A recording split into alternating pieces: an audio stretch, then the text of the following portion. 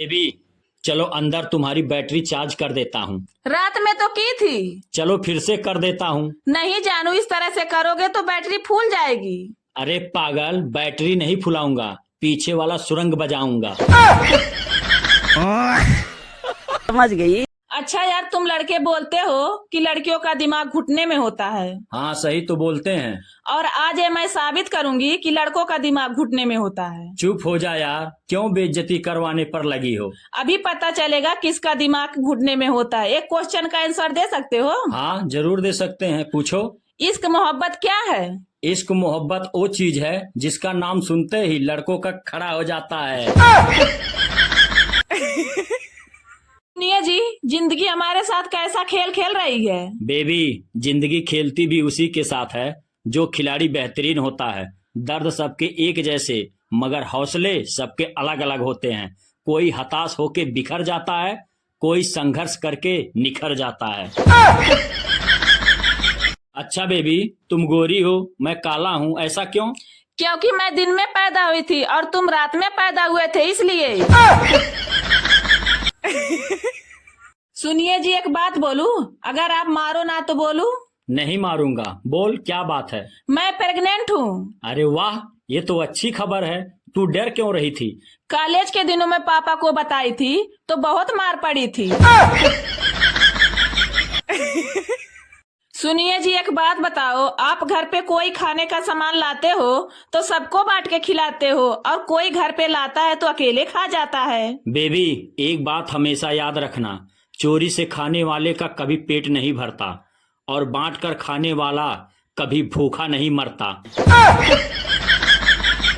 सुनिए जी, खुद को ऐसा बनाओ कि तुम जहाँ से चले जाओ वहाँ सब तुम्हें याद करे, और जहाँ तुम पहुँचने वाले हो वहाँ सब तुम्हारा इंतजार करे। बेबी, तुम्हारे कहने का मतलब क्या है? सबसे उधार ले लो। Excuse me madam, I love you. तुम पागल हो क्या? तुम्हें डर नहीं लगता? मैडम, डर कैसा? पढ़ाई करो, फेल होने से मत डरो। प्रपोज करो, चप्पल खाने से मत डरो, क्योंकि गीता में साफ लिखा है, कर्म करो, फल की चिंता मत करो। सुनो जी, बीबी का पैर दबाना खिदमत है या मोहब्बत? बेबी अपनी हो तो खिदमत, और अगर दूसरे की हो तो? मोहब्बत। बेबी, तुम्हें पता है क्या? मेरा सरकार से यही प्रार्थना है कि पति पत्नी के झगड़े पे भी महाभारत वाला नियम लागू होना चाहिए। कौन सा नियम? यही कि सूरज ढलने के बाद पति पत्नी का लड़ाई बंद होना चाहिए। क्या हुआ सीता, बहुत अपसेट लग रही हो, कोई बात है क्या? यार शिव, हम दोनों पति पत्नी में लड़ाई हुई तो सारे बर्तन फूट गए, और फिर रात में जब समझौता हुआ तो पलंग टूट गए। सीता, आज मार्केट में एक पागल थी, बहुत बड़ी पागल थी, खतरनाक पागल थी। फिर क्या हुआ? आगे बताओ, मुझे बहुत डर लग रहा है। अरे यार, तुम क्यों डर रही हो? तुमसे बड़ी पागल नहीं थी। यार शिव, मुझे 20,000 रुपए की जरूरत थी। बस इतनी सी बात? चलो बेड पर। बेड पर क्या करने के लिए? अरे पागल, लूंगा तभी न पैसे दूंगा। हट कमीने, नहीं चाहिए तेरा पैसा। समझ गई। अच्छा यार सीता, तुम्हें पता है? क्या पता है? यही कि द्वापर और त्रेता युग में जिन्हें मायावी राक्षस कहते थे, उसे कलयुग में क्या कहा जाता है? क्या कहा जाता है? रिश्तेदार कहा जाता है। यार शिव, अगर दम है तो बताओ, उसके चारों तरफ बाल हैं, बीच में एक पतली सी दरार है। बस चुप हो जा पगली, उसे चौड़ा करने के लिए मेरा औजार तैयार है।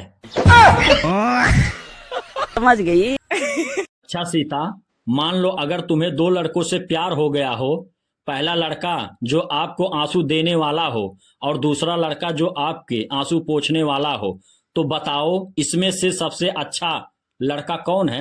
यार शिव, दोनों हरामी होते हैं, फर्क इतना है, आंसू देने वाला ठोक चुका होता है और आंसू पोंछने वाला ठोकने के चक्कर में होता है। सुनिए जी, आपको पता है कि एक औरत को क्या चाहिए?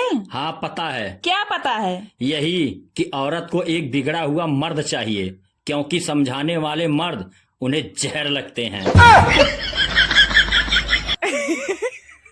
सुनिए जी, आप पहले से ज्यादा बदल गए हो। हाँ, सही बोल रही हो। जिंदगी भर चूतिया थोड़ी रहूंगा। अच्छा शिव, अगर मैं तुमसे शादी कर लूं, तुम मेरे नखरे उठा सकते हो? सीता, मैं नखरे उसी का उठाऊंगा जो मेरे लिए टांग उठाएगी। समझ गई।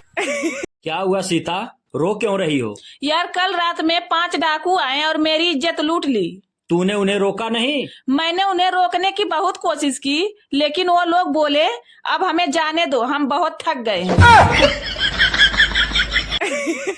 सीता, मैं तुमसे एक बात बताना चाहता हूँ। क्या बताना चाहते हो? यही कि जब भी मैं तुम्हारे साथ रोमांस करता हूँ तो दूसरी औरतों के बारे में ही सोचता हूँ। कमीने एक मैं हूँ कि जब भी किसी के साथ रोमांस करती हूँ तो सिर्फ तुम्हारे बारे में सोचती हूँ।